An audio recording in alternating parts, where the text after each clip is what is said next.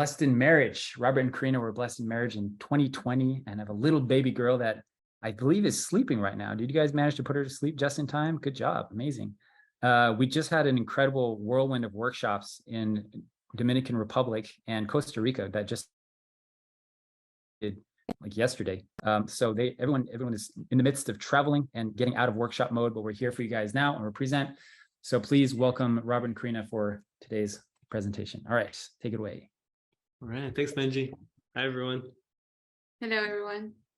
It's great to see you all. Karina was just whispering to me. She's like, "Oh, it's so romantic to see other couples together." Yeah. Yeah, as Benji said, it's kind of been a wild few weeks. Some of you we saw, I think. But yeah, we're here and we're going to be giving a talk today called Being Intentional with Heavenly Intimacy. And as we were preparing for it, we realized there's so much that could be said actually about being intentional. And it also, we want to acknowledge the fact that for you guys to be here in this place, as in being blessed, it took a lot of intention, I'm sure, right? To have that developed intimacy over time. Maybe it was long distance, maybe in person. Still, you're developing like a lot of aspects of heavenly intimacy. So the cool thing is a lot of the work you've done already will be the foundation that this kind of stuff will be built upon. So should we jump into it? Sure. Give us a second. Can you guys see the screen? Not yet. Oh, not yet. Okay. 1 second. Okay, now you should be able to see our slides here. All right. So being intentional with heavenly intimacy. And I think you're all aware, the idea of being intentional is being deliberate. It's about being, having a plan, being conscious. And so when we thought about that, we're like, what are the elements of heavenly intimacy that require that, that are important to have that level of intention? So here are some things that we're going to cover today. Preparing heart, mind, and body, expressing needs and requests, asking questions, showing interest, being a learner and explorer, creating time to connect, and foreplay. So let's get into these. So preparing heart, mind, and body. So I think God gave me this inspiration for this saying here. A cluttered mind is like a cluttered bed. There's no space for lovemaking. So as Really smart, right? as it kind of is evident, there can be a lot on our minds, right? You already experienced that, and you might have already experienced that after a really hard, busy day. It might be hard to actually kind of settle and go to sleep. But imagine if you're trying to go to bed and you want to experience some intimacy with your spouse, who also probably had a busy day. Then it's very, very important that the time is prioritized to journal, meditate, separate yourself from work, social media. And it's a really good recommendation to take an hour or so away from any devices at all. And, if you really focus on this, then you're going to help yourself have this clear and open mind that's ready to focus completely on the other person. And that's really the goal. That's kind of really the place you want your heart and your mind to be in when starting this kind of, intentional intimacy with your spouse. At the beginning, it can be easy because it's kind of like new and exciting. So your mind will not wander on other stuff. But as times goes by, you probably will start to think about other things during time that you connect with your spouse, because the pressure, right, the urgent stuff will pressure your mind, right? Especially, I don't know, it seems like it's very easy for Robert to like shift, it's like he's like working and then he very easily can shift on mode like I'm all present for you. But for me, a woman that likes to do stuff at the same time, multitasking, right, is like we're doing things, but our mind is in other, already thinking ahead. And that really it's, I believe, one of the biggest challenge in the long run of intimacy is how to be present when you're with your spouse. And of course, at the beginning might not be as present, as difficult, but as time goes by, I think, at least for myself, is one of the biggest challenges. So another aspect of preparing your heart and mind is clearing out unhelpful or unhealthy concepts. And sometimes we might not even be aware of them until we actually start to work on this new kind of area of your relationship. From my experience, I came to realize that I had an over focus on performance. And I'm sure I picked this up from just years of hearing people in school, my friends talk about sex, from porn, you know, different things that, as much as I tried to clear those things out, they were there when we started this part of our relationship. And so I'd be sometimes frustrated with myself because, you know, maybe Karina didn't have the experience I thought she should have, right? And all the while, Karina's there just happy that we just had this experience together. And she's wondering, like, why, you know, why aren't you more happy right now? Like, this was such a beautiful experience. And it was a really important thing I had to realize, like, hey, like, every experience is going to be its own. There's no point comparing it to anything, any imagination you have. And there's also no point comparing to the last time you might have experienced intimacy or any future times. Like, it is what it is. And it's really important just to enjoy it how it is. So that was just one of those concepts that I needed to clear out. Another concept that sometimes people have is that sex without orgasm is bad. And this is kind of related, you know, it's like, oh, if one of us didn't finish, then it wasn't a good experience. There was something wrong, especially in the beginning stages of, you know, sexual intimacy. There's a lot you're still learning. So to kind of have that as a pressure might not be helpful. You want to talk about the last concept there? Sure. At the same time, sex without orgasm doesn't mean that it's fine, right? It's like, of course, when we started lovemaking, we struggle with this point where, like, where is the balance, right? From one side, Robert was feeling bad every time that we will make love and I didn't get an orgasm. But from the other side, the idea was for both of us to get there, right?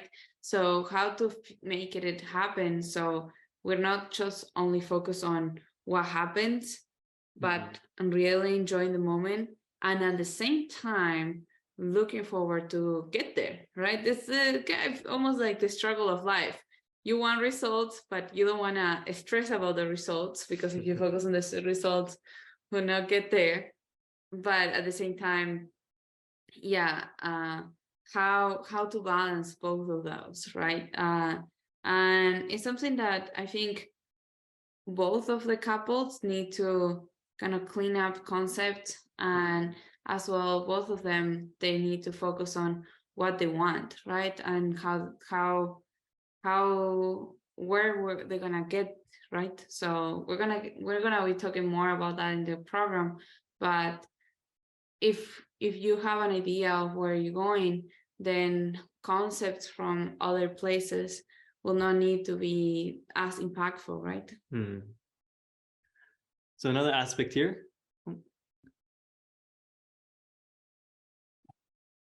Yeah, come open to give, come open to receive.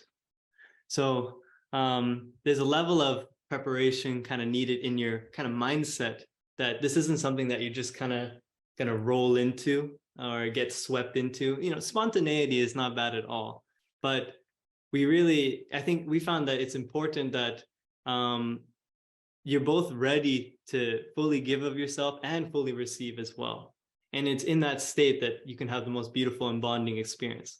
But sometimes it's like, if you weren't so, how do I say, kind of aware of, you're like, hey, this is where we're going, then sometimes you might partly at some point feel like, oh, actually, I'm not fully bought into this. I'm not fully kind of ready for this.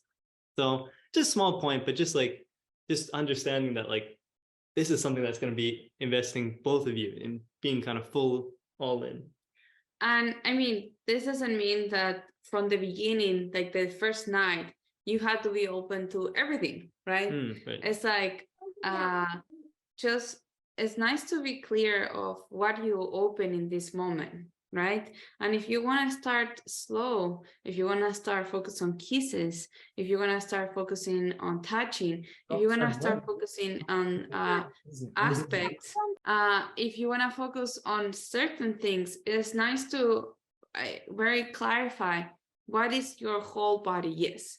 You know, if you're still not comfortable enough or you're still not ready to say, okay, yeah, let's try, I don't know, like oral sex, for example, on the first nights, and you're not ready for that, it's good to be aware of it and then say, yeah, I'm a whole body yes to these things, but I'm not quite yet there. And you guys can go slowly building up and growing your whole body yes.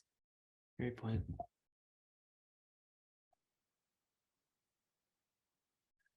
Right. And I think I already mentioned this, decide to enjoy the experience, whatever the experience is. And just a small point about preparing your body and the environment, hygiene simply, right? And then when it comes to the environment, someone once kind of described it to us. It's like, yeah, you don't want to be like in the heat of the moment, things are starting, and then it's like, wait, we don't have the things that we need, you know, we don't have any lubricant, we don't have anything. And then you're dashing around the house trying to find stuff. So just smart that in one sense, just kind of planning ahead. Yeah, Rob is always great of like grabbing the coconut oil, grabbing if we're using any condom or something, he always have it there handily and everything is ready. So it's like before even starting like kissing or anything, it's like, is there everything there? Yes, I have everything ready. So okay, we can get started. Yeah, and I think as well, just having a tidy space in your room as well, you know. Okay, moving on. Flickers. Okay, here we go. Expressing needs and requests. So when you have unspoken expectations, you're setting yourself up for disappointment.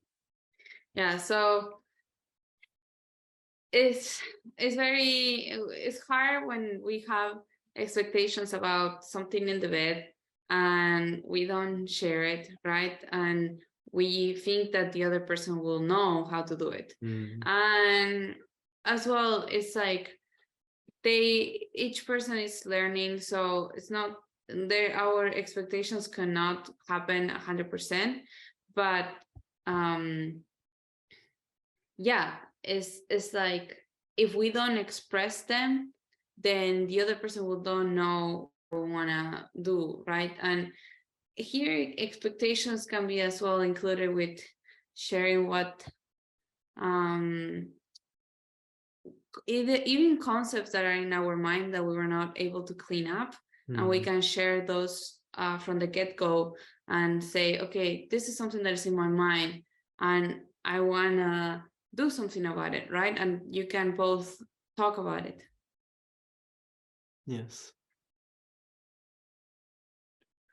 So yeah, simply, if you want something to be done different, say it. And we wanted to make a point about how it's important to speak clearly, like, you know, give kind of clearly, like, hey, what is something different you want to see or, you know, experience, but to be graceful about it too, really to understand that it's new, right? It's, imagine if you're like dance partners, right? It wouldn't be helpful to be so critical or express a lot of disappointment from the get-go when you're both trying to learn something new. So just small things, just like be careful of the language that you use. Try not to be accusatory or disappointed. You might want to hold back from giving feedback immediately after, you know, an experience together. Maybe choose the next day to talk about it. And you might also want to practice saying 2 positive things first before something constructively critical. And this is kind of tied with the knowing that your partner wants to give the best to you. That is their heart, you know, even if it didn't show that way in that moment. Again, it's just a matter of you're learning each other's bodies, you're learning each other's reactions, you're learning how to communicate. There's just so much learning that's needed. So just having that kind of trust in each other that despite how it goes, that's their heart. Yeah. And then just another point here that your spouse wants to know how it was. You want to mention something? Yeah, it's just on this topic. When Rory and I started intimacy, let's say for guys it's easier. You just like do 2-3 things and they already ready, right? There's not very many buttons or codes or like crazy formulas that you need to think about how to give pleasure to a man. But in the girls, it's a little bit more complicated. There's a little bit more buttons, kind of like a formula that you have to find out, and it can be frustrating. It's for both of us. First, for the woman, she might not have any experience, so she doesn't know what she likes. It's like it's not very easy that she was gonna explain, oh, do this, do that, right? Because it really doesn't know what you need, right? Like you don't know exactly how your body works. You're discovering together. And the guy is like, he might not get it right. So for us, several times.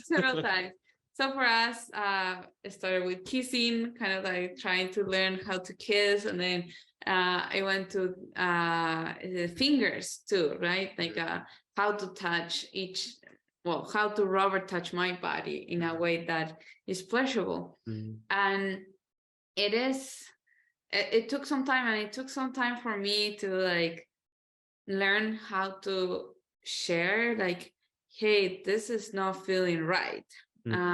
This is not, and it was really important for me to say, hey, yeah, this is, I love what you're doing.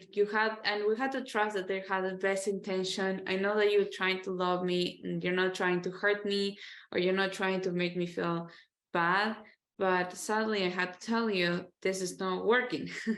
Let's try something else.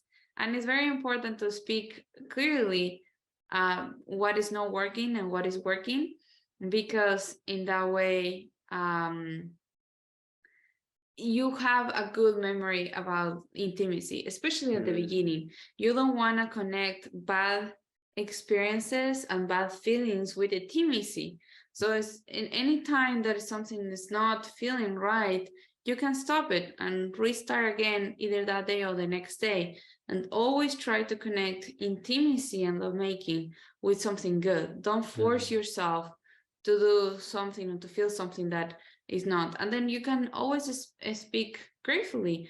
And as Robert said, like, oh, the first part, the kiss here, the kiss there, it felt wonderful. I felt your heart, but this part is not working, right? Yeah, great addition. So we wanted to just say some brief words about saying no and receiving no, because it's in a similar vein. So when receiving a no, don't push it, that's my recommendation. Really, it'd be good to kind of take things into perspective that, a no today doesn't mean no forever. It's just simply, hey, tomorrow will be a new day. And it's really important as well to know that if your spouse is saying no to sex, it's not saying no to you as a person. It's not saying no, like, I don't want to be with you, I don't want to connect with you. It's just for whatever reason in their day and in just what might have happened, they're not up for it in that time. And this can be challenging because sometimes you could be kind of having signals, you're both really feeling like the passion and fire, but you might still just get to the point where, hey, actually, I'm not feeling like sex tonight. Or you might have actually even planned, hey, tonight, let's make love. But then some external circumstance happens and it kind of pulled someone out of that kind of state. So different things can come up, and it's totally understandable that sometimes it'll be a little bit hard to receive. And there's, I think, a way to kind of communicate and talk about that in some ways, but it's just really important to just know that it's going to be like, it's one time, right? Take it into perspective. And I would also say that if you can gracefully receive a no, you're definitely helping to receive a yes in the future. Yeah. And not just say no. If you're saying no, just say no, but suggest another time or an alternative way to connect, right? So for example, like today, really not feeling, something happened at work, I'm not stressed about something, then I can say no, but tomorrow I will do my best to be on the right mind, right? Or to get ready for it. Or you can say, I need to connect first. We need to talk. I need to talk first. I need to feel that we are in the same page. Right. Or I would love to, but maybe not love making. Can we just kiss each other? Can we just be an embrace of each other naked? There's 100 ways of being intimate without actually having sex in a way, right? Without intercourse, and they still are valuable ways of intimacy. Absolutely. And each day is a new day, so don't be afraid to ask again. Robert got to the point where, because of the fear of rejection, he stopped asking me, and it was something that it felt like we were just doing lovemaking when I request, or when I kind of like presented, I was in the mood, and which was fine, but at the same time, there were days that I was open to do it, and maybe because I wasn't initiating it, it feels like heavy, right? So that's the other thing, is like, try to be, if you see that your spouse is initiating too much, try to be the next one. Like, okay, I'm gonna be the next one, even if you receive a no. Is a way of showing that you care and you love your couple and you love your spouse. Like asking, hey, do you think tonight will be a good day to be intimate? And maybe you don't need to ask like right in the moment, like at night already when you're sleeping, but maybe it can be in the middle of the day, a message at noon, at lunch, and say, wow, today could be a great day. What do you think? Anticipation in the morning too. Or you can always schedule sex as well. So kind of continuing with effective communication, asking questions. And really, this is the best way to show interest and care for the other person's experience. You're showing that, hey, like, I want to know what happened. I want to know how to get better at this. And here's some possible questions that you can use. And these are more questions that we don't recommend in the moment, but more like choosing a time after the experience, especially in this early stage, to make sure you're asking these sort of questions to each other, having these kind of conversations. How was that for you? Did you like when I did that? Whatever that is. What felt the best for you? Could I have done something differently? And there's other questions too. It's really, the attitude is just really trying to show interest. Like, you're really trying to understand the other person. And yeah, in the moment, if it was for Robert, we will have a full conversation during lovemaking, and it doesn't work for me. So in the moment, it's better just to ask questions like yes or no questions. Like, is this feeling good? Are you okay? Are we on track? Are you on track? I don't think we've ever asked that one. Are we on schedule? In terms of like everything is okay, right? Another way. So the point is that asking questions is valuable and an important kind of skill in lovemaking itself. But then there's also the important aspect of asking these questions in a different time to really kind of go deeper about, hey, what works, what should we try, that sort of thing. Totally. Being a learner. Don't be afraid to go into unknown territory and learn something new. Yeah, so this is tied together what I was sharing. Especially for women, we don't know our bodies. The guys doesn't know about our bodies. Even like those who have practiced masturbation, lovemaking is totally different than that. It feels different, and we should not get them tied together because it's a different experience. So even if you have experience with masturbation, sadly I had to tell you that it will not come handily in lovemaking. It's not really useful. That so you have to get to know each other's body together, right? And unknown territory sometimes can be kind of afraid, like oral sex, right? And things like that, it can feel like scary, right? And this is the point where maybe you're not feeling like ready, but you trust each other and you trust that the other person, and you can just have fun. Like, why not to try, right? And learn something new. And maybe you try and you learn that this something doesn't work, and something that doesn't work now doesn't mean that will not work in the future, because our bodies change, our stages in the marriage changes. So always try to think about, okay, if something it didn't work this one time, just try in the future and it can work. Yeah, together discover what you like with your spouse. Yeah. And if you really want to like learn, like, you know, you're stuck on some kind of aspect of lovemaking, you know, like in the beginning, we actually struggled to have intercourse, like, and one of the best things to do was to talk with, like, for example, Karina's parents. I talked to the Lowens as well, and they were able to give us direct guidance. So that's a valuable thing, you know, talking to someone with experience. But they can also recommend to you where to look, because you can find so many resources, right? There's countless books and online articles and stuff, and you can get kind of lost in the weeds, and you might end up somewhere that isn't so helpful. So this is just another thing. If you're looking for advice, it's really great to just go to someone who can really point you in a great direction. And kind of tied to that, just be careful when surfing the web yourself. Definitely porn is not your teacher. Honestly can't stress that enough. It is not displaying heavenly lovemaking in any way. You know, it's not showing that kind of heart and interest that you want to have for your spouse. It's just literally showing mechanics of sex, and a lot of those actions, a lot of those things, they're not even used in real lovemaking.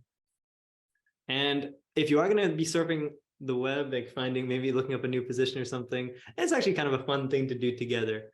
And I find it's a good practice to do together, because that way, especially, you're going to kind of stay on track. You won't get pulled off in a weird direction. And yeah, it's just, you know, you're learning together. Yes, it's fun too. Yeah, it can be. And try to find pictures that, if you are looking for positions or something like that, animated pictures are better than like really. Yeah, they have like diagrams. Yeah, diagrams. Look for diagrams instead of like pictures. For sure. So Chu Father actually had a quote on this. We can learn conjugal lovemaking not only from nature, but also from the experiences of other persons or other places. The important point is that we must use what we have learned for the sake of our spouse. I do. Not you. So another thing is, you will not feel like lovemaking if you're not connected. So very quick ideas is talk about your day every night. Go to bed early. I would recommend 30 minutes to an hour early to the time that you want to sleep, so you have that time to talk, to connect, and maybe do some lovemaking. Short time to connect in the morning too. Robert and I, well, especially Robert, really push on this, and I got used to that, of just embracing each other in the morning and ask, how did you sleep? How was your night? Do you have any dreams? And this can be a very short conversation, but very feeling like, oh, he cares about me. Date nights every week, that is good to make it as a rule in your relationship. Make time to discuss key issues that comes up, and is always a priority to discuss, especially in the beginning when you start living together and triggers will show up.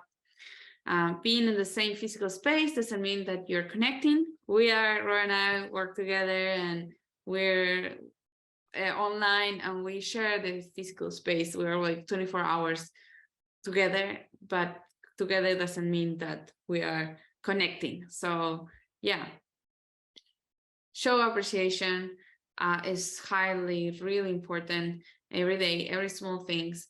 And it's good to not take each other for granted, right? So even if Robert, I don't know, thinks Isabella's diaper every day, I try to say, thank you for cleaning that horrible poop tonight. And it's just small things that I think are important, right? And foreplay. And I want to actually talk about a little bit of this, because we think foreplay, by the way, is anything that you do prior to sex. But in my definition, I will say anything that is not sex, but it can lead to sex or not. It's just playing, like being playful, intimate with each other, right? So the playful, right, intimate with each other, it can be kiss, it can be touching, it can be spicy words, it can be showing passion and desire. And the foreplay doesn't need to be exactly just before lovemaking, because it just ties things up as like, okay, I'm doing this with the purpose of getting there now, right? But it can be on the day, and during the day, it's like, oh my goodness, you're looking so handsome tonight. Or just I mean the wife is in the kitchen and the husband go and touch her butt, right? Or gives her a hug from behind. Does a hug from behind and maybe touch a little bit somewhere that more intimate, right? Or a message like, oh, I'm really looking forward for tonight, you know, or something that Robert does it very well. I cannot stop thinking about last night, you know, and like even from True.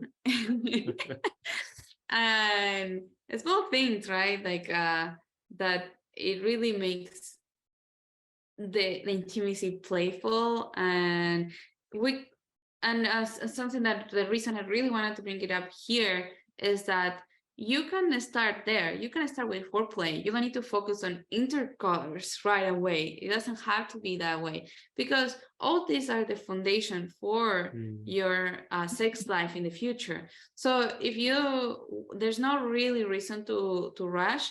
And even if you rush and you go straight to sex, then you're gonna connect intimacy directly with sex, only with sex, and then you don't have the practice enough of kissing. So I suggest that you take like 10 minutes, 20 minutes per day, at least for a week before going to intercourse, to just kiss each other and explore kissing, and then explore touching, and then explore other things, kissing other places before going to intercourse, because those are the foundations that they're gonna be the foundation for your sex life. Otherwise, you're just gonna think about there. And the thing is, once you finish in intercourse, then it's finished, kind of. It can come back and it can happen again, but it's not the same. The build up happens on the foreplay, and the higher the build up, the bigger the explosion later. Great. So we have a couple more slides here. Love begins with investment. True love begins with the act of giving. This is a universal principle. It's very simple, but it almost, this could basically say love begins with intention, because being intentional is investment. It's an investment of our thinking, of our thought process, trying to think, what can I do? What should I do for my spouse, for the sake of our couple? And no. Okay. And with this is called heavenly intimacy. So we cannot finish this talk without mentioning God. Bring God to the relationship is really important in order to not just make like love or have sex, but really having heavenly intimacy. And for that, pray together, invite God during intimacy, always thinking about God when you are lovemaking, reading Core of the Universe, something that you can add too. And respect each other's way to relating with God.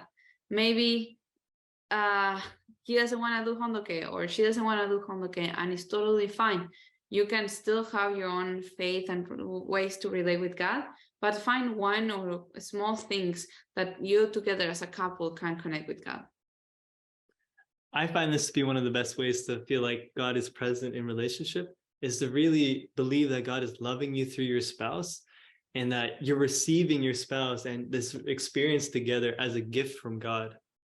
I honestly, sometimes I feel so much gratitude for God, you know, through our intimacy, really feeling like, wow, thank you for giving me such an amazing, beautiful wife, you know, this experience of, you know, love making, and, you know, it's like awe-inducing. It's so like, it's powerful, it's amazing. It really makes you feel like God is a genius, mastermind, loving parent who just wants us to have beautiful experiences together.